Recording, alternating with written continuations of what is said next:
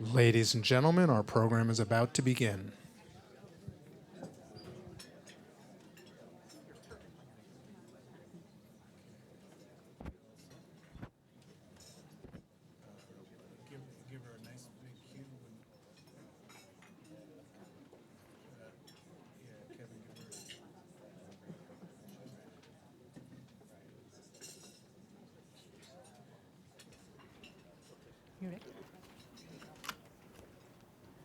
Welcome, everybody. What a pleasure to have you all here. And we are so honored at the Chronicle of Philanthropy to be co-sponsoring this event because it's doing exactly what we try to do. We want to put the spotlight on people in philanthropy who are doing amazing things, but we also want to talk a lot about the tough issues that philanthropy must confront. And so I really appreciate the fact that Carnegie has invited us at this celebration of some amazing philanthropists who we're going to hear about, who will be honored later today.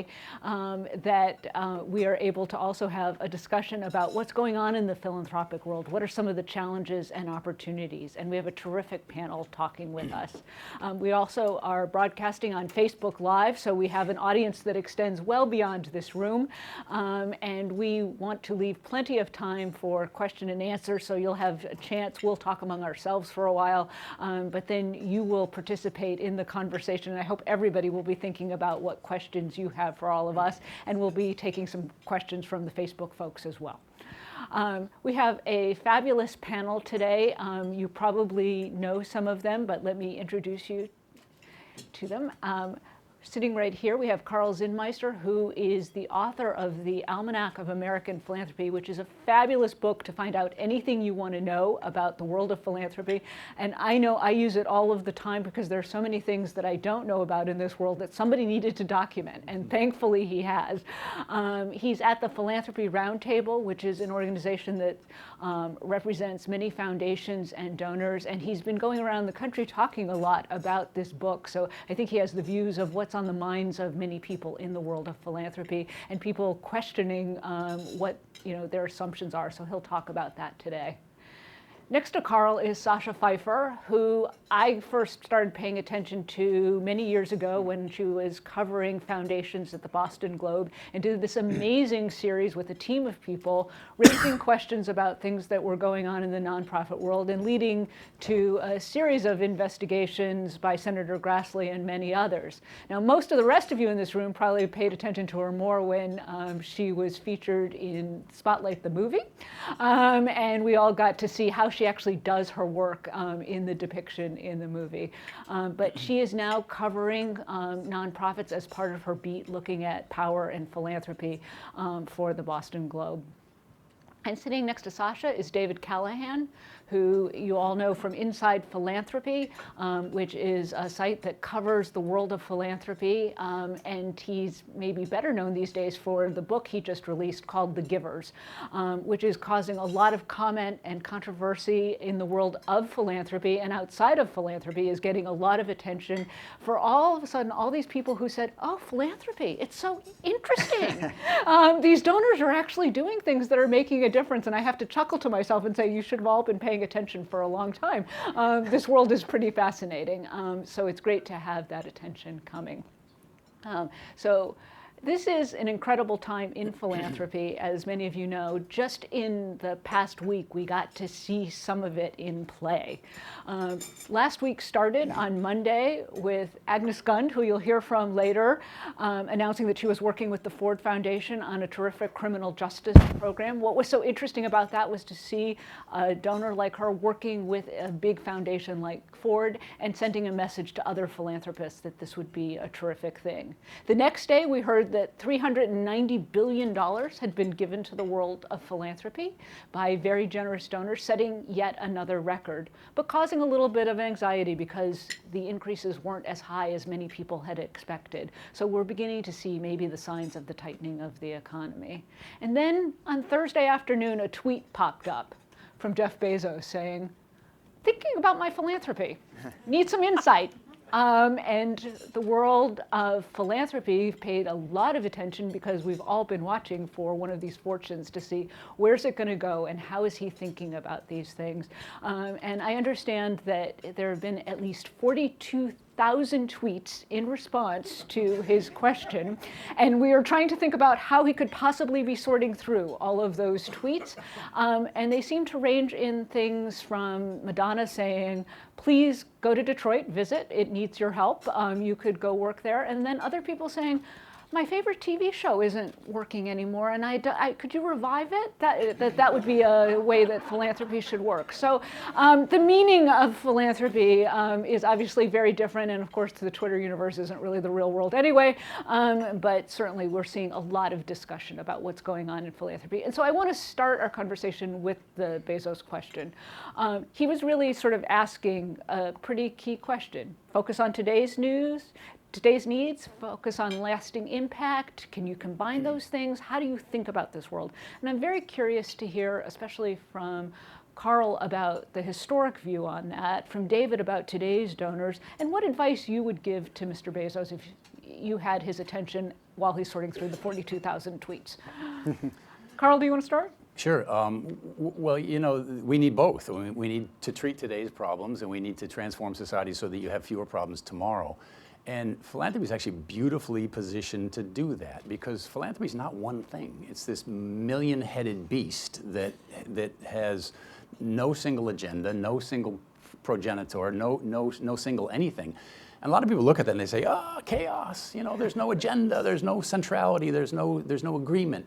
And I say, thank God. That's exactly why it works, and that's why it's so effective. It is really the first industry in this country that crowdsourced, that basically said, we're going to solve problems by breaking them down into lots of little pieces and letting local people work on them. And you know what? That's how we do a lot of things today. The rest of the world has figured out about 100 years later that that's a very effective way of solving problems. That's how the internet was built. It wasn't built by a big corporation or a big agency or a big anything. It was built by lots of little people. It's a mosaic. Philanthropy is a mosaic. It's a lot of people doing things in local areas with tremendous effect. So, you know, I think that's one of the key things that Bezos and a lot of other people need to realize is you don't have to do everything yourself. You know, you are one actor among millions, and if everybody sort of tends their garden and takes care of their neighborhood and looks around them and says, what needs fixing in my area, you get a very beautiful composite effect. Well, I'd just like to say a little more to set the context of why this is such an exciting time, because it is an exciting time in philanthropy, maybe the most exciting time ever in philanthropy. And the way I think about it is, you know, we're really seeing the great fortunes of a second Gilded Age starting to be harnessed to large-scale philanthropy. Back in 1982, there were only 13 billionaires in the United States. When the Forbes 400 was first released, you could get on the list if you had $80 million. Today, you need $1.7 billion to get on the list. The Forbes 400 has a combined net worth of $2.5 trillion, and which is, by the way, about the same as the bottom 61% of American households. And a lot of these people have committed to large-scale philanthropy or will eventually get around to it. So I think that tweet by Bezos, this is like, we're going to see a lot of this sort of thing, of these billionaires suddenly being like, okay, now it's time to turn to large-scale philanthropy. And these people are going to be coming into issue areas with a lot of money, with big ideas, and it's often going to have game-changing effects. You know, when I first started paying attention to philanthropy, it was all dominated by these legacy foundations, places like Carnegie, Rockefeller, the Ford Foundation, and the landscape has just been fundamentally changed in the past 17 or so years by, I mean, Gates started in 2000 in a big way. And it's a very different scene, and it's in many ways extremely inspiring and in other ways quite troubling and scary, because these people do have outsized influence at a time when many Americans already feel like the wealthy have too much influence as it is. And so that's some of the themes I get into in my book. But what would you say to Mr. Bezos? Sounds like he has enough advice already. Yes, I think 42. What I said in response to his tweet in an article is, I said, you know, it's kind of refreshing. He said that he wanted to do some near-term things, and even though he often would think long-term in his business, he wanted to tackle some stuff in the here and now. And that's refreshing, because so often these philanthropists, they are, you know, Mark Zuckerberg and Priscilla Chan want to conquer disease by the end of the 21st century. Other philanthropists want to revolutionize education, and they're engaged in these long titanic quests for systemic or structural change. Meanwhile, we have a lot of human suffering in the here and now, particularly with a global refugee crisis. We have millions of people who are displaced from their homes, who are freezing in tents in refugee camps. Their kids aren't going to school. That was one of my suggestions. You want to make a difference in the here and now, but also with some lasting impact. There's no shortage of problems. Start with that refugee crisis. But he has 41,000 other ideas. And we'll all be watching. Sacha, how do you think this plays out when people hear these debates about these questions about where should I give and how should I think about this? How does it play to the nonprofits that you cover and the people you talk to? Do they want to be involved in this discussion, or do they feel that that's too remote and I'm not part of this world of philanthropy? I think first I would say I love covering this sector. I cover wealth and nonprofits and philanthropy and the ways they overlap and intersect. And I'm fascinated by it because I'm always searching for interesting things to write about. And these are often interesting stories about people who have far more money than they actually need. And rather than just spend it on themselves, they want to try to do something meaningful with it. And how meaningful plays out is so different, and it's fascinating for me to watch that. I had done a story a few years ago about if Boston had a bad boy venture capitalist, it would have been this guy. And he was cars and houses and wives, and then he had this midlife moment where he decided, all that really isn't worth anything, what else should I do with my money? And he decided to take a so-called venture philanthropy approach. And he wanted to create a Shark Tank-like contest where nonprofits, small nonprofits, would get up in front on a stage in front of a group of investors, pitch their ideas, and if the investors like it, they would get funded. He thought that was a way to take his venture capital expertise and bring it to the nonprofit world. The nonprofit world hated that idea because they felt that just because you're charismatic on stage does not necessarily mean you're the best idea to be funded. But I like at least his attempt to do it. I think that it's an interesting time for me to watch this sector because foundations are often not very nimble. They're not very responsive. But we're seeing cases now where foundations realize that things are happening politically where they feel like they need to move quickly. In Boston, we have a giant community foundation called the Boston Foundation. It recently issued what it calls emergency grants to several immigrant groups, gay, lesbian groups that they feel are sort of under attack, groups that feel like their civil liberties are threatened. So it's interesting, I think, to see those groups be responsive. One thing, because I'm a reporter, I tend to hear both sides of the story. I hear the foundation perspective and the nonprofit perspective. I think the nonprofits often feel frustrated because even though donors, rightly so, want to make sure their money has impact, I think the nonprofits often feel like the burden on them to show the impact is unreasonable. They're asked to provide their theory of change. And if you run a camp for small children, show me how many of those kids will graduate from college as a result of having gone to your camp. And they say, we have no idea how we could possibly get that data. So I see the well-meaning intention of wanting to see impact, and then the challenge on the nonprofits to try to show it. So it's a fascinating sector to cover. Carl, how do you see that issue playing out of the desire for results and that focus on that? Is that a good thing for philanthropy? Well, yeah, it certainly is a good thing to not judge people by the purity of their intentions, but what they actually accomplish. That is one of the key things that everyone needs to keep in mind in this sector. However, Sacha's quite right. There's this kind of mania for numbers now, which has really swung, I think, a little too far in some cases. There's so many things that you just can't put a good number on. Speaking of numbers, I'd also like to put something on the record right now, which I think is really essential to this entire discussion. The way philanthropy is generally covered in the press today is all about the Billionaire Boys Club. And that, I want to tell you, is completely inaccurate. That is not what American philanthropy is all about. It's a piece of American philanthropy. American philanthropy is an iceberg, and the tip that you see, and all the stories you read about are about Gates and Buffett and the Bezos of the world. Well, guess what, folks?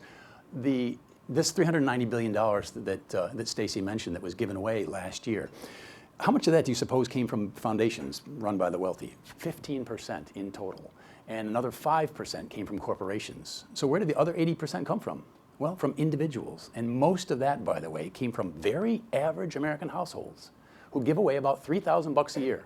And you say, well, look, you can't change the world with $3,000. What does that add up to? Well, please do the math for me. 3,000 times 100 million households. See what number you get. It's a huge number. And that is the iceberg underneath that tip that everyone chatters about. That is the bulk and the main and the driving force of American philanthropy. It is a mass phenomenon. It is a popular phenomenon. It is a very common force. And by the way, that's just the cash. Economists will tell you that if you put a reasonable figure on the value of the volunteer labor that Americans put in, it about doubles that. You've got another $300 or $400 billion worth of volunteer labor. That is, believe me, not being done by Jeff Bezos or George Soros or Bill Gates. So again, there's this tendency to think of this as a kind of a game for moguls. It is by no means a game for moguls. Although I think the word philanthropy is problematic for many people because they think old, rich, white guy. Yeah. And they think I give away money, but I'm not a philanthropist. Right. And so I find many people trying to find another word for what philanthropy is, even if it's as simple as giving, because it makes it seem more accessible. Philanthropy the word has a lot of disadvantages. I mean, I get a call from my 90-year-old mom about every 3 months, and she says, now, Carl, tell me, this philanthropy thing, is that like Plato and Socrates, or is that stamp collecting, or is that cheating on your spouse? No, Mom, those are different things. This is about giving away money.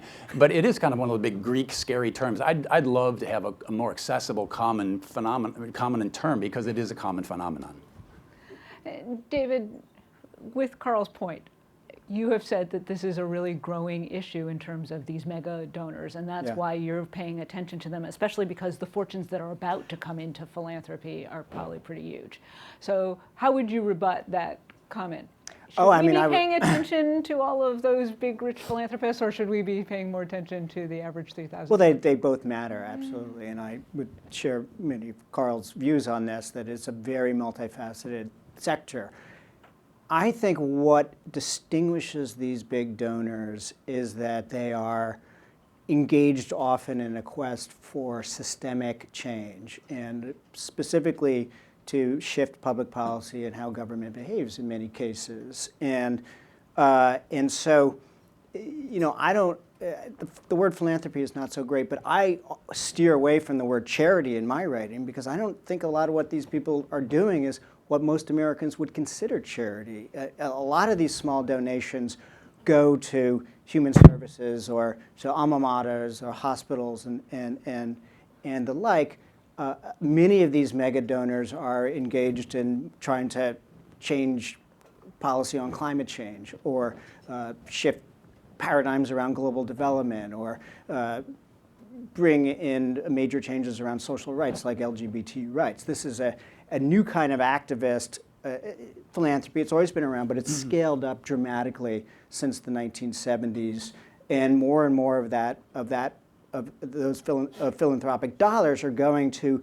I mean, to me, it's a kind of money in politics, and in many ways, it's a much more effective kind of money in politics. To give to a place like the Heritage Foundation or the Center for American Progress, to give to legal centers, to invest in voter registration. I mean, this has real consequences in terms of public policy, and I don't think that most Americans even really know the extent to which big money is being harnessed to move public policy. A local example of that is in Boston. I believe the largest family foundation, not just in Boston, but possibly New England, is the Barr Foundation. Amos and Barbara Hofstetter, the now billionaire founders of Continental Cablevision. And they are starting to put an enormous amount of money in waterfront development issues. Boston's newest neighborhood is an area called the Seaport. It was essentially formerly light commercial fishing industry, and now it's just a wall of boxy glass offices. And there hasn't been a lot of thought in the planning, and the Hofstetters have gotten very concerned. They not only care about climate change, but they're also concerned that the waterfront is becoming inaccessible to the public. There should have been more thought in planning. So they're putting a lot of money into that, but then they have developers concerned that they're going to become obstructionists to development. So it's interesting to watch that money make its way into that issue, and then the concerns that rise as a result. Right, and there's lots of cases, by the way, of philanthropists literally reshaping the landscape of major urban areas. I mean, the biggest public parks projects underway in the United States are financed by billionaire philanthropists. Could I tell you why I don't worry about that at all? Yes. All right, let's just do some math here. Who is the Bigfoot donor today? Who's giving away far more money than anybody in second or third or fourth place? It's the Gates Foundation. They give away about $4 billion a year. All right, that sounds like a lot of money. That is 1% of the cash we give away. That is about a half of 1% of the total giving, including the value of labor. That is the market leader. That is the giant gorilla. And below that, you have even tinier fractions. This is the most radically decentralized sector in our country. This is the place where there's the least concentration of power of any place you can mention. Name a corporate market, name a government undertaking, name any other part of America where the market leader has less than 1% of the market. So this is not a thing I lose sleep about. And to take this point, for instance, about the influence of philanthropists in creating parks, I think is one of the great things taking place in our age. The parks associations have described our current urban park bloom as the golden era of parks. It started, of course, right here in this city in Central Park, which when I was in college was a great place to go get mugged and not much else. And what happened was a park conservancy arose, a group of philanthropists, included, it was a bipartisan group, included George Soros and Richard Gilder. You cannot get much further on the spectrum on left-right than that pairing. They came together and they didn't just put up money. They said to the city, you're going to do more than just take this money from us. You're going to give us the car keys because this is basically a management problem. You have mismanaged this park. And they rescued the park. The park visitorship went from 12 million in the late 70s, early 80s to 40 million today. It's a jewel. It's a tremendously important part of the quality of life of New Yorkers. And it became, in turn, an inspiration to other places. There are now hundreds of these private parks conservancies all across the country. They are making inner cities and central cities so much more livable it isn't even funny. Think about the projects just in this city, the High Line. The second version of the High Line, the shed that's about to open over in Hudson Yards, the Pier 55, if they can ever get that off the ground. There is this whole series, almost all, in fact, let's just put it that boldly, all of the action in New York City in the last generation to create a more beautiful and open and accessible green space has been powered by philanthropy. And this is a great gift. They've gotten around sclerosis. My former boss was Pat Moynihan, and Pat used to say, you know, in the modern era, we have made it so easy to block things, to obstruct things. That has become super simple. It's really hard to create things. And that is what donors have been very good at. They've been good at getting around those blockages, those log jams, those sclerosis that have taken over so much of our public life. But let's look at an issue like education, for example, and you can talk about Gates and the amount of money he has, but you may also look at the influence on public policy that has come in the schools, and certainly a lot of concern among parents and teachers that they're not necessarily being included in the conversation. Is that something to worry about? David or Sacha, do you have a view on that? Well, it's interesting because to the extent that the American public is become concerned about these big donors, it's been around these education issues, and there's been a lot of pushback to these billionaire donors who have gotten behind charter schools and choice. And you know, a common argument made in defense of philanthropy playing a role in issues like education is that, you know, it's philanthropists have many different views. They get behind all sorts of different things. Let 1,000 flowers bloom, that this strengthens pluralism.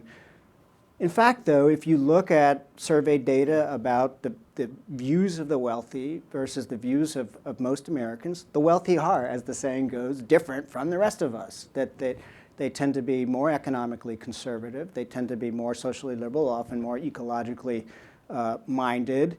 And so that the kinds of things that they get behind in this 1,000 flowers bloom are not necessarily reflective of society's interests or preferences at large. And I think that education is a great example of that. There's a lot of different ways one could try to improve public schools.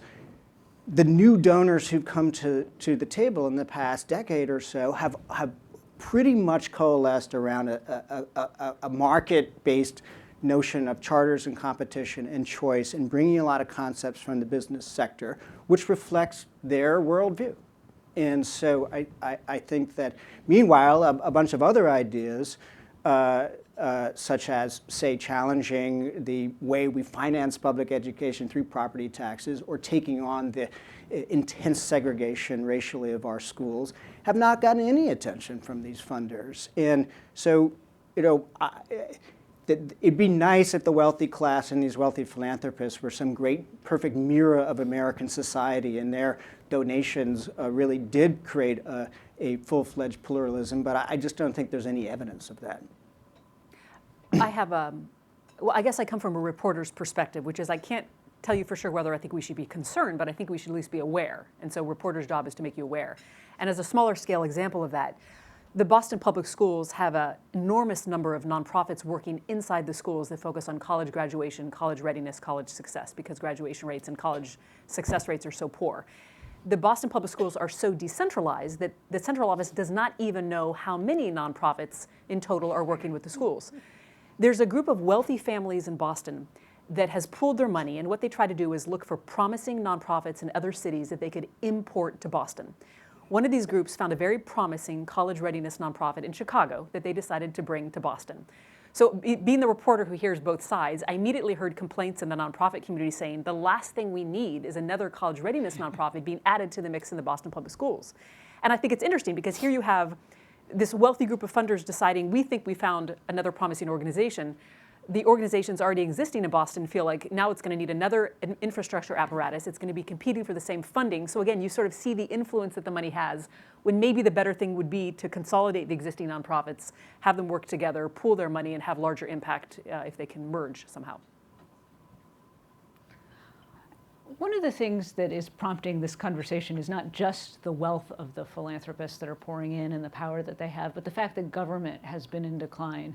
And that we certainly see, regardless of what happens in some of the debates in Washington, the states have certainly cut back in various ways. And there is more of a role for business and philanthropy. How is that going to change the dynamic? What can we see from what we've already witnessed in some cities and communities across the country? David, I think you've thought a lot about this issue. Well, yeah, I mean, another reason the landscape has changed a lot is because 20 or 30 years ago, we had a much more dynamic public sector in terms of its resources. Philanthropy historically was sort of the junior partner to philanthropy, to government through most of the 20th century. Philanthropy would do pilot projects, robust public sector would take them and scale them up. Now we're looking at a future in which government has ever declining resources to do new things. That portion of the budget of discretionary spending, of non-defense discretionary spending, which includes everything, from parks to science research to education to NASA, that portion of the budget is at the lowest level measured by GDP since Eisenhower was in office. It's declined pretty dramatically since the 1970s. And regardless of whether Trump's budget cuts get enacted, that kind of pot that government has to do new stuff is just going to get smaller and smaller over time. And government is going to have, especially when the boomers start to retire in larger numbers, and government is just going to have less of kind of spare cash to try new things.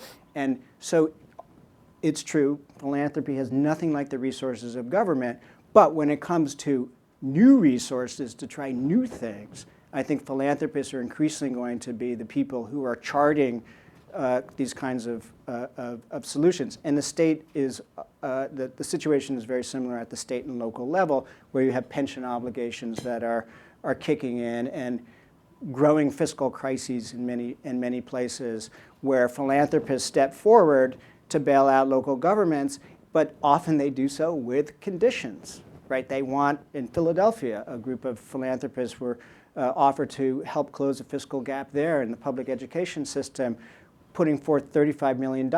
In return, they wanted more charter schools, they wanted more accountability for teachers in their normal agenda. To me, that's a pretty troubling picture of the future.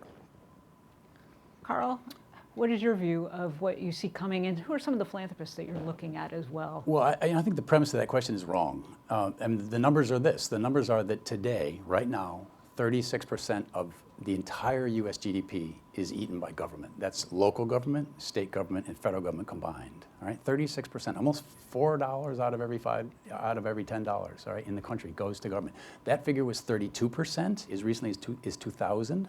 It was 23% back in 1950. This idea that we have a starved government is nonsense.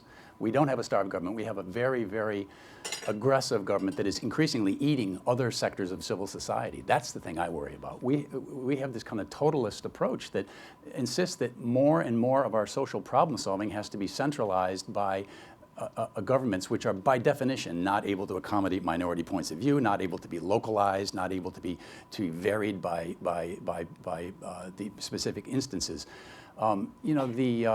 the whole beauty of civil society as opposed to government is that you can let Newark be Newark and you can let Utah be Utah. You do not have to have a uniform, consistent standard there, and that is the beauty of philanthropy. You can let some people beat their addiction by religious faith. Other people beat their addiction through some sort of job program. You know, we need that kind of variety in our country. We need schools that are math and science schools. We need quasi-military schools. We need hippie schools without doors or walls or other controlling features. You can do that under a philanthropic system. You cannot do that under a government system. And so I think that this notion that our problem is we're under-resourced at the government level is factually inaccurate, and the implication that somehow we need to have more control of the philanthropic sector because it's so chaotic and varied and inconsistent is a little too Prussian for my tastes. This issue of control, how do you see it playing out? Where do you see, I mean, I would say I don't see a whole lot of regulation of nonprofits or foundations, and certainly some people calling for it. Where do you see the limits? Well, you know, I am zealously protective of the rights of donors of all sorts to act in all sorts of sectors, and this is not just people who I agree with politically. I mean, I can admire the kind of entrepreneurial interventions of all kinds of donors, and I really don't think there's a kind of a right to just go back to schools. We've been talking a lot about schools. I really I purged my vocabulary of the idea of a good school. I do not think there is such a thing as a good school anymore. I think there's a good school for my daughter, and it's a very different school than would have been a good school for my son. And most of the rest of you in this room, I think, might agree. I think we have to tailor human products to human beings. It's very, very difficult to do that by government. I spent 3 years in the White House. I'm telling you, we used to agonize over trying to make good decisions. But trying to find who are the good eye surgeons at this particular hospital, or who are the good teachers at this school, you cannot do that from Washington. But you walk into a neighborhood, and you'll find that out pretty quickly. And that's why I think this local level of control, this organic sort of grassroots movement of philanthropy, while it is indeed unstructured and a little bit crazy quiltish and scares people who love order and centrality and kind of consistency, I think it's a big mistake. I think the whole lesson of the computer revolution has been for us that we need to trust what we're now calling crowdsourcing. But you know, we used to call it all kinds of other things. There's a great $50 word I'm trying to single-handedly revive, which is polyarchy. And it's kind of the opposite of monarchy. Monarchy is when one place has all the resources, all the power, all the authority. And polyarchy is the opposite of that. It's where everybody has authority and power and influence. And you know, it isn't only government that governs. We are governed by all kinds of agencies of civil society, by neighborhood associations, by codes and ethics that we honor amongst ourselves. And the idea that we should hand all of our governance to governments is, I think, very un-American and very troubling to me as a kind of a political proposition. I love the idea of having lots of civil society agencies acting to govern us on their own. David, I think one of your suggestions gets at that issue of empowering more of the nonprofits and the groups that average citizens in various ways by limiting deductibility of some public policy contributions so that the donors at the highest level aren't getting these massive deductions, and you're empowering sort of these mass groups. You know, the $10 donor is the one we should be encouraging to give. Could you talk a little bit about what you've been suggesting on that front and how that plays into that? Why would that be a good idea? Well, I think the big picture here that we need to keep in mind is that rising economic inequality has translated into rising civic and political inequality. There's been a lot of research that's documented the different ways this is played out. We're most familiar with the way this is played out in politics with political giving, right? We all know that there's this tributary of money that goes to super PACs and parties, and that donors have tremendous influence in that realm. We know that that wealth is translated into power through lobbying in our political system, and that billions go for that. There's been less attention to what I think is a third major tributary of political money, which is this public policy, contributions to public policy groups, many of which work hand in glove with one of the two political parties. And so I think that anybody who's concerned about the civic inequality caused by economic inequality needs to look at the philanthropic sector as part of a broad reform. I mean, if you're interested in reforming money in politics, you can't leave out philanthropic money. And it's a tough challenge. that I kind of grapple with in my book, there's not a lot of great solutions here. I think that, one is trying to redraw the line between 501c3s and 501c4s and try to really, some of these groups that are now C3s that are quite hard-edged in their policy advocacy should probably be C4s.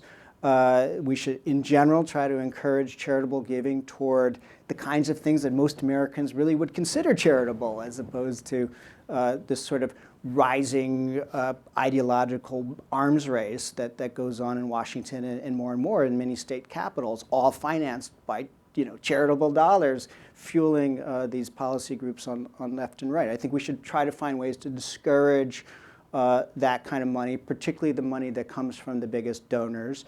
And meanwhile, we should try to think of ways to get more smaller dollars into some of these areas. I mean, I'm all for civil society for the reasons that Karl suggests, but it's very important to understand that the civil society we have today is not the civil society we had 50 years ago, or when de Tocqueville wrote his famous, opus, right? That if you roll back the clock to the 1950s or 1960s, civil society was largely dominated, particularly when it came to policy advocacy in Washington, by large membership-based organizations that represented lots and lots of ordinary people, whether it was unions groups or veterans groups or mothers groups. Civil society since the 1970s has fundamentally changed as more philanthropic dollars have come in to bankroll this whole infrastructure of advocacy and think tanks and litigation groups. And increasingly, the wealthy wield a lot more influence in civil society. If you look at the statistics on charitable donations, the donations coming from the wealthiest Americans have skyrocketed. The number of donations that are coming from ordinary Americans has gone down, and that reflects inequality, which is all the people who have extra income are all at the top, and they have that capacity to give. And most Americans have seen their incomes flat, and that's playing out in civil society. So, there's some major distortions that are happening here. Karl, did you want to respond to that? Yeah, money is overrated. I want to remind you, who were the two best funded candidates in the last presidential race? They were named Jeb Bush and Hillary Clinton. That worked out real well, didn't it? Who was the least well-funded candidate? We now call him Mr. President. Money is not the kind of decisive influence that it's sometimes portrayed as. And I'm sure you've all seen these figures. You can look this up. I mean, the amount of money we spend on politics is less than we spend on chewing gum. It's way less than we spend on potato chips. I mean, there is too little money in politics, actually, not too much today in terms of its importance. And one of the reasons money flows into politics in the first place is because we've insisted on politicizing everything. I mean, you can't talk about anything now without it becoming a political topic. I mean, the size of our waistlines was literally turned into a political topic by your former mayor in this city. I mean, that is how far the politicization of life has gone. And when life gets extremely politicized, what do? You play defense in Washington and your state capital. If you can remove ideas and social projects out of the governmental sector and deal with them in other sectors, that political venom and that political urgency, that political fire goes out. That's not where the action is anymore. I don't have to pour myself into protecting my ass by spending money on politicians. If I know that the size of our waistline and the nature of our vaccines and how our parks are run are questions of private society and local decision making rather than matters for the president to make, I'm simply less worried, period, and I'm going to live my life in a very different way. So this is, I think, part of a much larger discussion of how did our society become so politicized and how can we depoliticize it. And I say that philanthropy is a huge part of that. And rather than getting in the way of more private philanthropic action and local action and grassroots action, we should encourage that. One of the challenges, I think, is that many people really don't know about philanthropy, and in part because philanthropists don't always want to talk very much about philanthropy. And I know, Sacha, you've encountered that as you've tried to cover that. That's why some of these issues that we were just discussing are so vexing and don't get in the public discussion, is because sometimes it's hard to get people to even go on the record and talk about these things. What if we really want more transparency, how will we get it in the philanthropic world? What have you encountered on the ground? Well, I mean, I've told the story before, but for years I was on the Boston Globe's investigative team, and inevitably when you're doing investigative work, people ask to speak off the record. But I've truly had more people asking me to speak to me off the record covering nonprofits and philanthropy and wealth than when I did investigative work. And it makes sense because the stakes are so high because it is money. And if you're a nonprofit or someone who receives grant funding and you're frustrated with something to do with the person funding you, the last thing you want to do is alienate them and risk losing that check.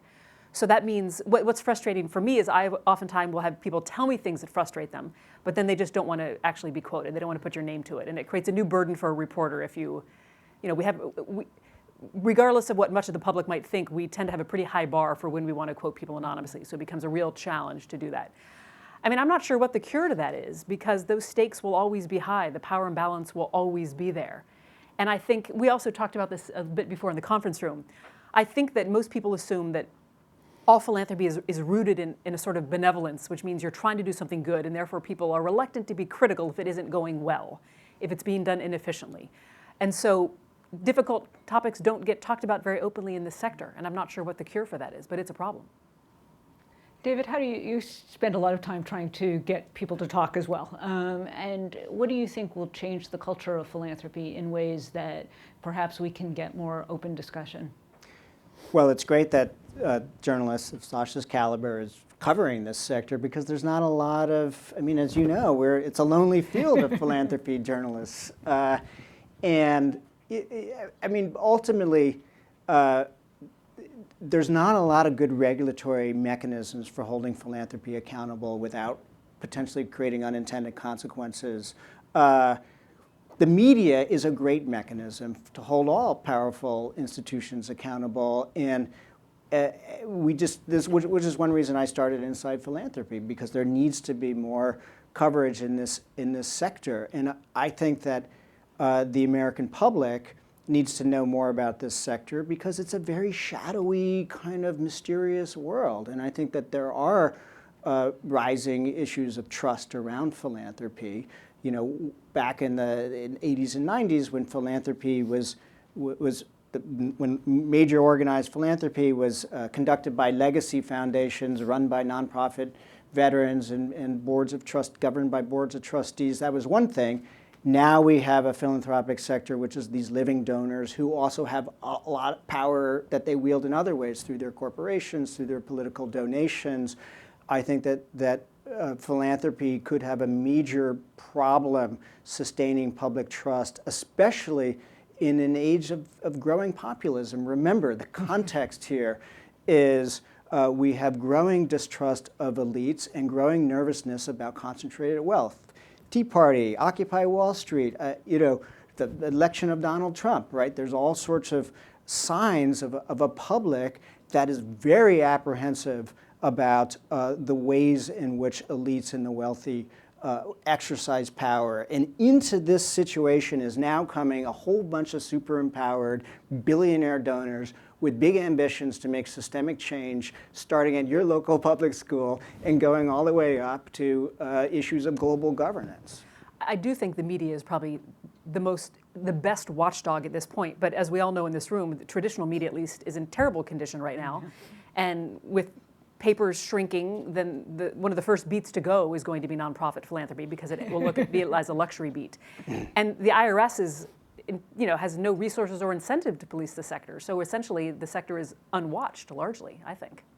It's quite true. That's why it's important that we're all paying attention to it as closely as we are, and we're going to have lots of stories to tell. It is now time for you to all ask your questions, and this panel has given us so much food for thought that I know you have tons of questions. So I think there are some microphones coming around, and if you could just tell us who you are, we would love that too. Thank you.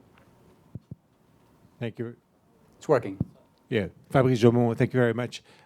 We heard a lot about your views on the local level, the state level, the federal level. How about American philanthropy internationally? How do you see this going, whether it's international development, whether it's the creation of schools or universities around the world? That's the fastest growing part of American philanthropy today is overseas money. And by the way, you may not realize this, but the money given by private individuals to the poorest of the poor overseas now vastly overshadows the amount of money we give as a government. The latest figures just came out in March. We give away, through official government aid, about $33 billion every year. And as private donors, we gave last year about $44 billion, much more. And that is, again, extremely fractured. It is not, as you might imagine, all about the Gates Foundation. American churches give a lot more every single year than the Gates Foundation gives in total overseas. This is basically a bunch of people writing $50 checks to Samaritan's Purse or Save the Children or Mercy Ships. And you say when you write that check, oh my gosh, this is my drop in the bucket. Am I really going to make any difference?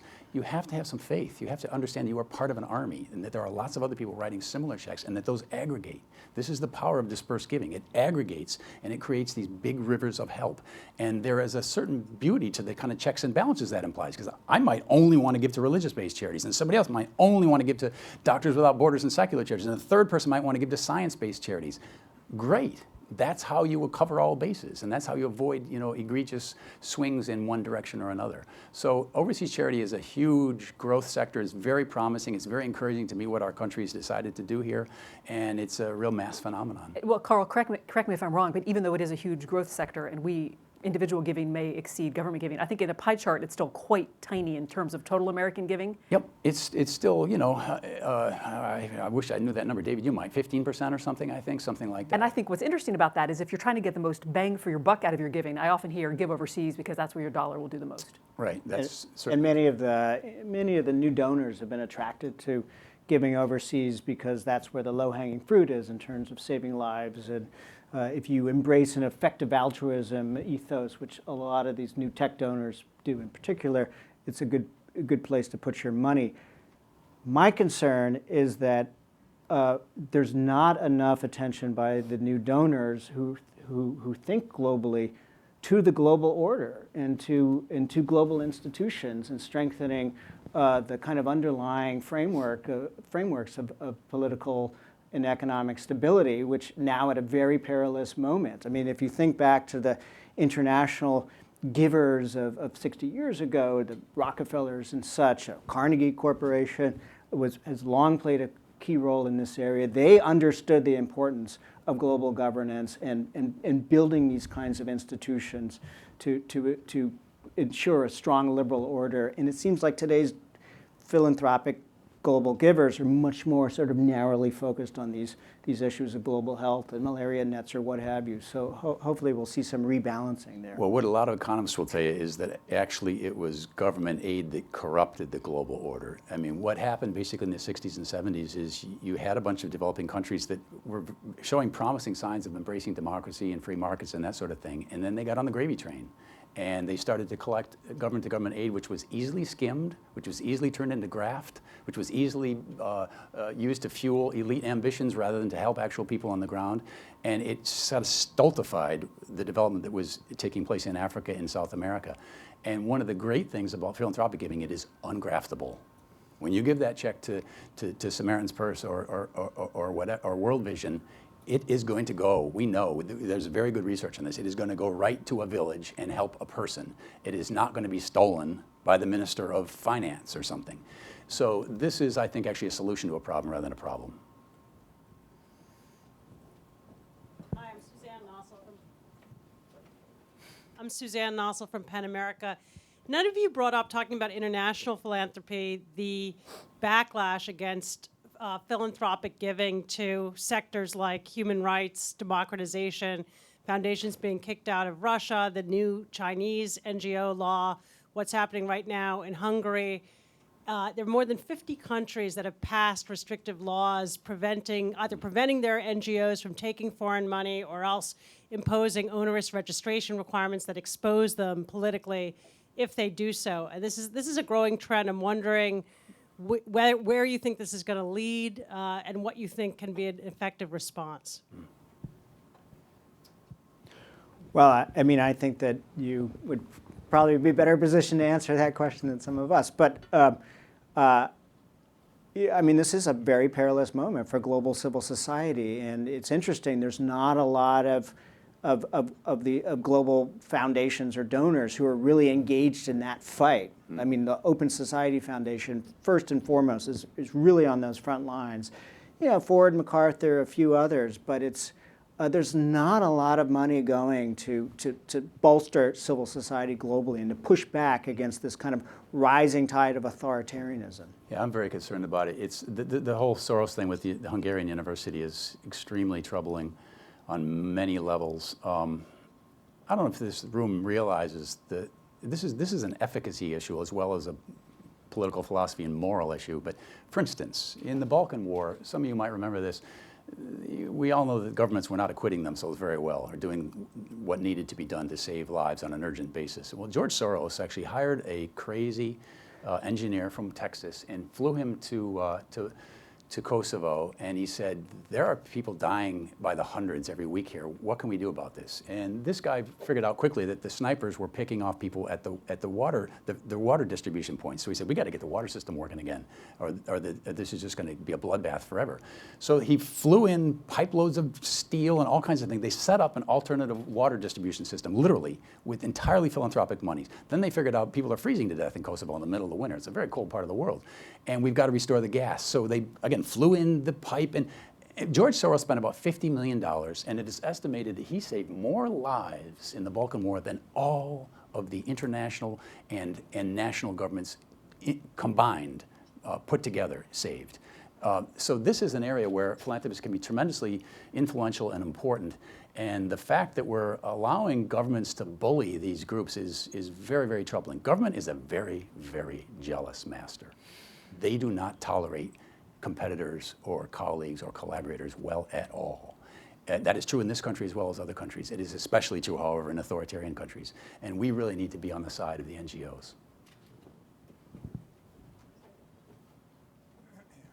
My name is Peter Osnos, and I'm, among other things, public affairs books. Among other things, I've published a bunch of George Soros's books. And when you mentioned his name, it did trigger in my mind the fact I was trapped on a plane last week or 2 weeks ago and watching Hannity, and realized that what he was saying over and over again was that the real problem in this country is the Clinton-Soros axis. George Soros has become a devil figure for a very substantial part of the country, and obviously in Hungary. Philanthropy is not necessarily a way to get popular. And I just wonder how, in a situation particularly like him, and after all the very substantial amounts of money that he's given in the ways. In the last election campaign, in the presidential campaign, everybody said he was supporting Hillary at vast levels. He wasn't. He was supporting people running for judge and prosecutors because he felt that was where it was more important. How is there, and this is a media question as well as a philosophical question, what about the fact that people are demonized for the way they give their money, and how do you deal with it? Yeah. Well, actually, I think that people tend to demonize the mega philanthropists on the other side, which I call a la carte alarmism.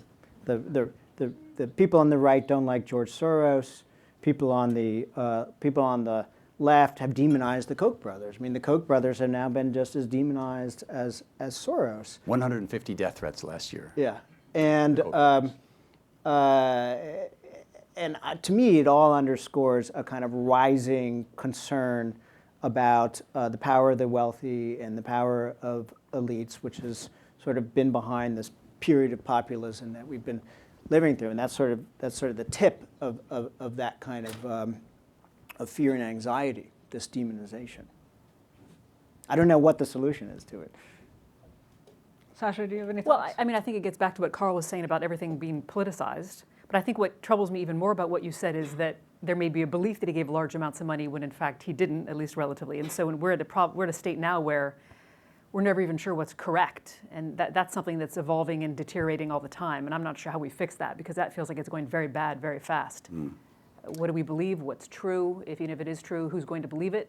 And that seems really terrible to me. I just wrote a book a few months ago called What Comes Next that kind of wrestles with a little bit of this, about the intersection between philanthropy and politics. And my argument is that one of the very best ways we can turn down the temperature on this, which is I think what we need, would be the ultimate solution, just to turn down the volume, just make this less of a frantic quest for all sides, is, as I mentioned earlier, to pull as many topics as possible out of the governmental sector and let them be settled by people more organically in other places at other levels. And that is not just a crazy pie-in-the-sky idea. That is the way we solved a lot of problems in this country. For instance, one of the stories I tell in that book is about how a couple of brothers basically decided that, you know what, politics is way downstream from culture. And if you really want to change things in the long run, change the culture. That's the real action. And these brothers basically set into motion the forces that made the abolition of slavery in this country inevitable.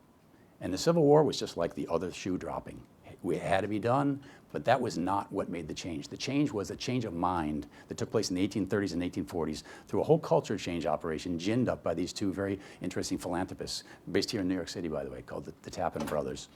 Anyway, that not only solved a very serious national problem, but it pulled a lot of the juice out of politics. And we can do that. We can copy that in so many areas. There are lots and lots of things we don't have to send to Washington. And if we don't have to send them to Washington, I have no interest in making a death threat against George Soros or the Koch brothers. I suddenly feel like I know the people who are advocating, because they're my neighbors, and I actually can stand up and say something at the public meeting. So this sense of alienation, this sense that my society doesn't belong to me anymore, nobody listens to my voice, evaporates if you let decisions on foster care and parks and education take place at a local level as opposed to a centralized governmental level. I just want to point out, Carl, that we tried that in America up to about the New Deal and Great Society era in the mid-20th century. We had a society where the federal government didn't have much power. We had a society in which civil society was in the driver's seat and in charge of solving all of our problems. Remember what that society looked like? Well, we also did 25% of elderly people living in poverty, Jim Crow justified on the basis of states' rights, and a whole other, whole host of things that we now consider unacceptable and repugnant. So the fear is that you go back to that era and we're going to see even greater inequities and abuses. Well, we also didn't have running water and electricity in those days, and I don't think it was the government that did those things either. So, I mean, that's a really unfair thing to say that if we somehow return to something more like the norm in American centralization, the pattern that really was in effect through most of our growth as a civilization, that we're somehow going to also return to these other sort of backward social behaviors that we've long since left behind.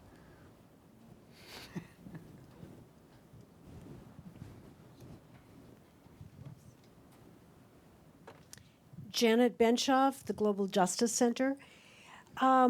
Listening to all four of you, it seems to me there's a discussion about really kind of decentralized, it'll all work out if people fund the Koch brothers on one side and Soros and Warren Buffett are on the other side, that it'll just give pluralism. But I want to address, I've been studying for a long time regime change or how big changes are made in the world, and I'd like you to address the fact that the big changes towards the good have come from norm entrepreneurs. Of course, they have to seek funding, but originally they didn't have it. Whether it was Lemkin pushing until he died for the Genocide Convention, whether it was ending landmines, it was women suffragettes. It's true they got some rich people behind them, but that was towards the middle. Whether it was the end of slavery. So I think that there's a big question as to how we can get philanthropy to really support more norm entrepreneurs who are not necessarily in the mainstream, but who have been proven throughout history to make the positive changes for the good. Thank you.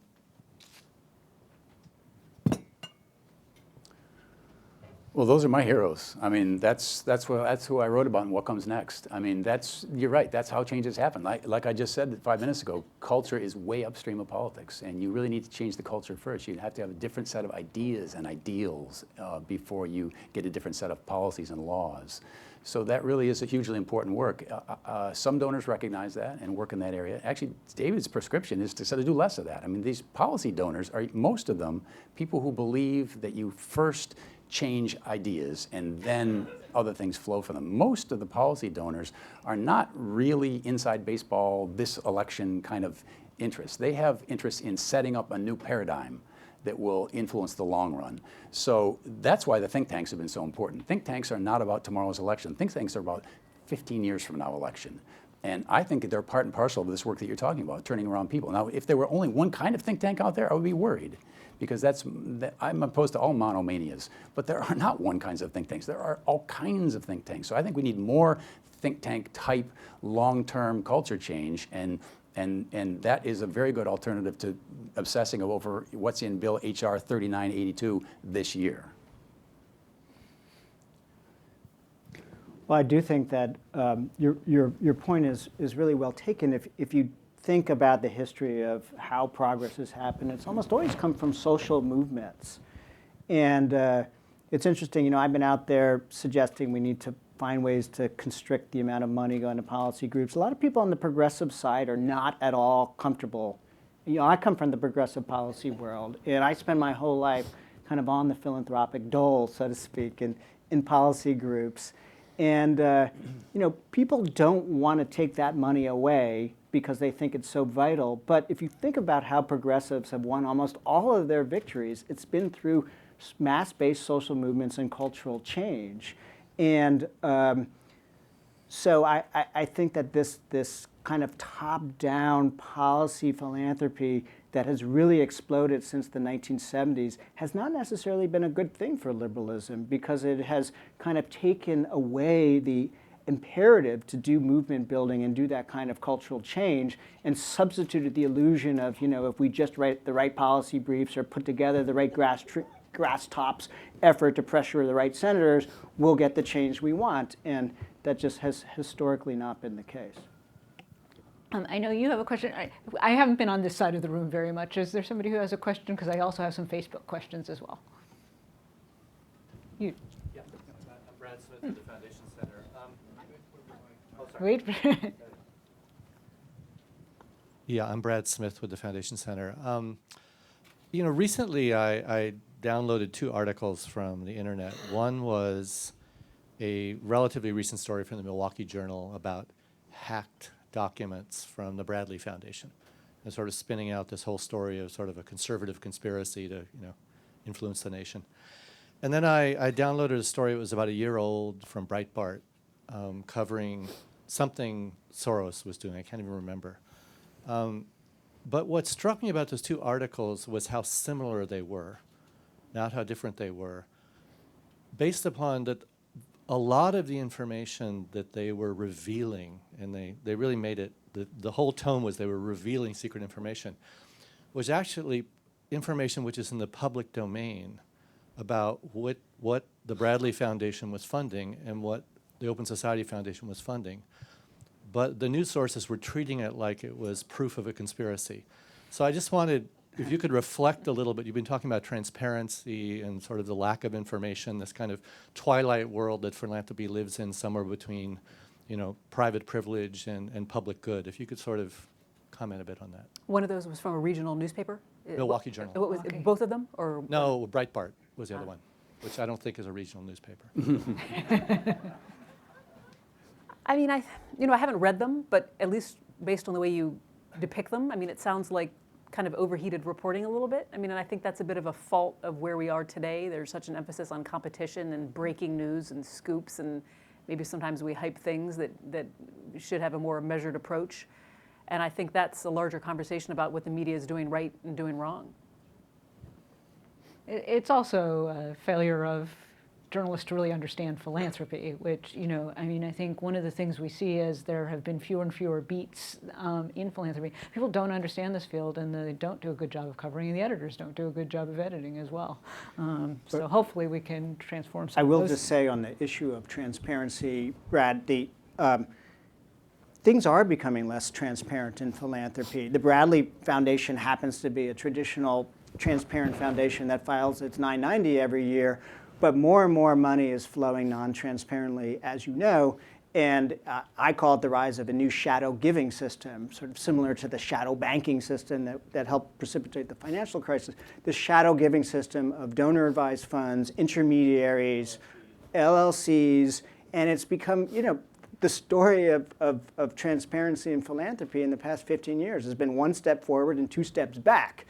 And the donor-advised funds, when the Foundation Center was started in the 1950s, DAFs didn't, they were a really tiny little, and now they've have exploded as a very appealing mechanism, but you don't know where the money's coming from. The Silicon Valley Community Foundation moves the money of multiple billionaire donors.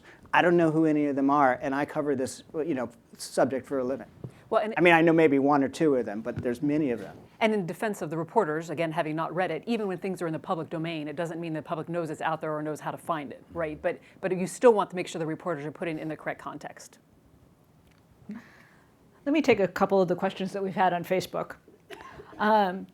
Somebody named Eric asks, how do you show people the value of long-term impact when government social welfare programs are quickly eroding and increasing immediate needs?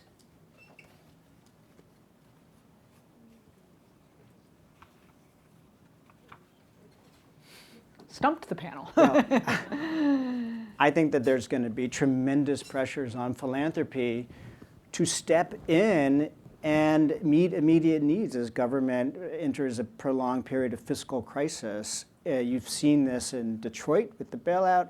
You saw it in Flint, Michigan, where a bunch of foundations stepped forward and gave $100 million to help provide clean water to Michigan. If there is anything that we think the government should do, it's that kind of basic infrastructure of providing water, right? And yet government couldn't in that situation, and philanthropy stepped forward to make a difference. We're going to see more and more of that going forward, and it does pose challenges for foundations and philanthropists because philanthropy should be doing things the government is not. Another question about government funding. What about donors who might decide which nonprofits get support based on a government stamp of approval? And we actually ran a study on this yesterday, saying that people do follow, if they see that something's got a government funding, that is something that motivates many private donors to say, well, that must be a good group. Do you think that as government withdraws, there is that possibility that the private money will not necessarily follow and fill in those gaps?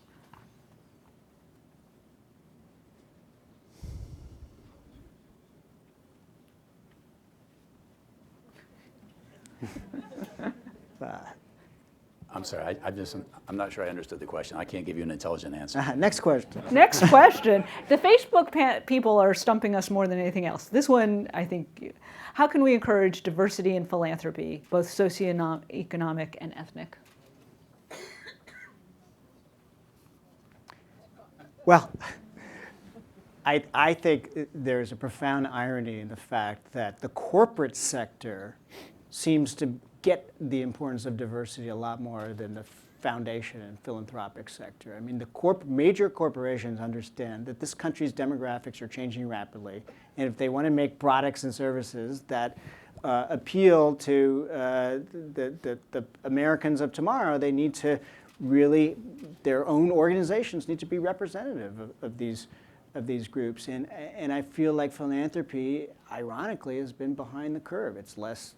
Diversity has not been the priority that you might think it would be, given the values of the philanthropic sector. There's a lot that has been proposed. There's a lot of efforts that are going on, but it's been something that's moved more slowly than one might think it would. You've been wanting to ask a question for a while.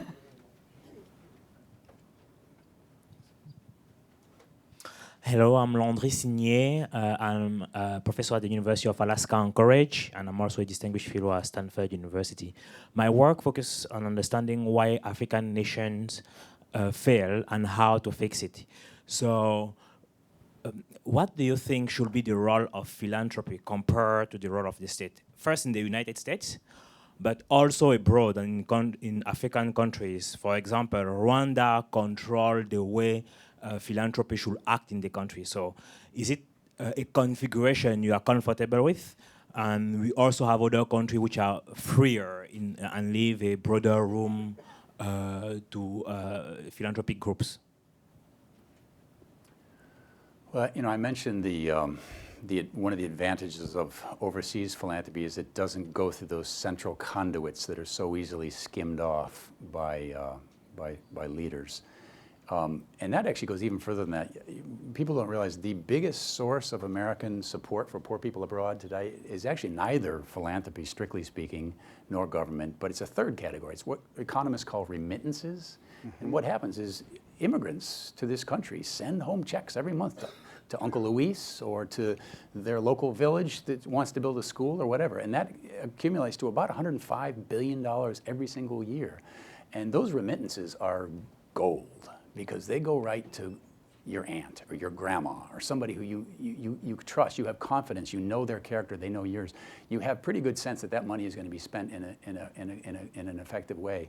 So I think part of what I think any American ought to be thinking about is how can we encourage those kind of peer-to-peer relationships that allow money to go to actual citizens of Africans rather than to think about the governmental structure, the national structure, the kind of the official structure. I'd love to see ways to just kind of work around the official structure to go directly to Give Directly? Have you been following Give Directly? Yeah, that's a very good example. Why don't you tell them, David, what that's all about? Yeah, so Give Directly is this new, this relatively new nonprofit that, as the name suggests, gives money directly to people. It raises money from wealthy donors. The money goes not to drill wells or to build schools or any of that. It goes to actual people who then, studies show, spend it on things that increase their financial stability and their long-term wealth. One of the philanthropists that I look at in my book, couple, Carrie Tuna and Dustin Moskovitz, have been the biggest donors to Give Directly. They've given it like $40 million. But I think that there's other rooms for kind of systemic types of philanthropy to improve the situation in Africa, particularly trying to tackle some of the corruption and governance problems. To me, that's one of the highest leverage places that philanthropists could invest dollars, because so much money is lost, as Karl says, sifted off. And there's some foundations in that space, Hewlett Foundation and Meteor Network, but not as many as you would think, given how big the problem is. Thank you. I think we have come to the point where it's time for us to hear who the Carnegie Medal winners are for this year, and that we are going to hear from Vartan, who's going to then lead us to hearing about those things. But before we do that, I want to thank this panel for all their wonderful insights and the questions that the audience had. You were terrific. Thank you so much. Thank you so much, Stacy, and our distinguished panelists for stimulating this discussion. One thing you did not ask, how about if philanthropists decide not to give? Just think about that. They go on strike for 5 years. It's now my great pleasure to introduce my dear friend Aggie Gant, who received the Carnegie Medal of Philanthropy in 2005. As many of you know, Aggie recently made the headlines after she sold a famous Liechtenstein painting to create a criminal justice fund. But that's not what she's done. She's done everything in the nation, everything in New York, and she's just cannot find any more minutes not to give more money to good causes, because it's in her nature to give. And the results have been phenomenal. Studio in Art now, you have several thousand students are benefiting art education thanks to her generosity in public schools here and in other cities soon. So Aggie, why don't you come and tell us who are the this year's October nominees?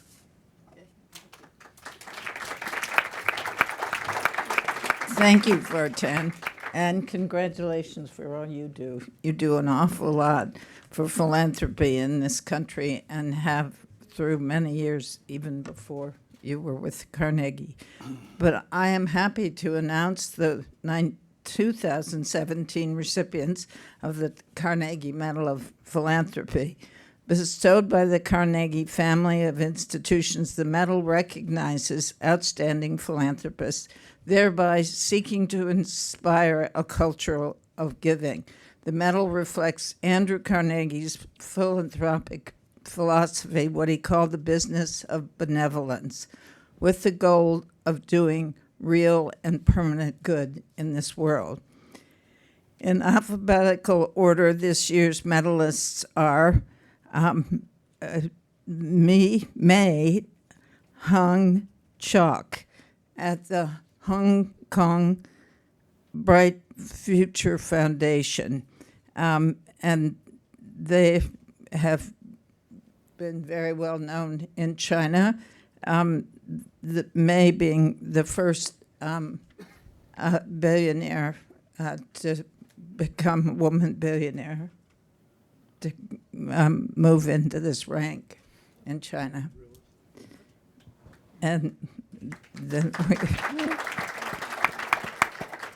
second people are Jerry and Marguerite Lenfest of the Lenfest Foundation, and they have been great friends of my brother Gordon, so I have an extra fondness for them.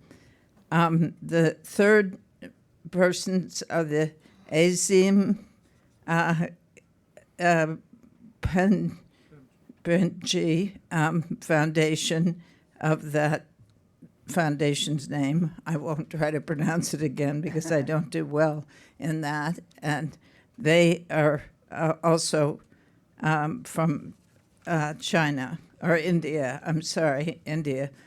The fourth one is Julian Robertson of the Robinson Foundation, being very generous over many years to philanthropy. Jeff Skoll of the Skoll Foundation, Christine McDivitt Tompkins of the Tompkins Conservation, Shelby White of the Leon Levy Foundation, and Sir James D. Wolfenson of the Wolfenson Center for Development. So I congratulate all of those. And they will all be honored on October 3rd at the New York Public Library with an award luncheon. And let me close by saying that the 2017 medalists' enduring commitment to the public good is truly inspiring. As we say, a culture of giving creates a world of positive change. My sincere congratulations to all these outstanding philanthropists, and thank you very much for being here and enjoying a very good panel. Thank you. Thank you.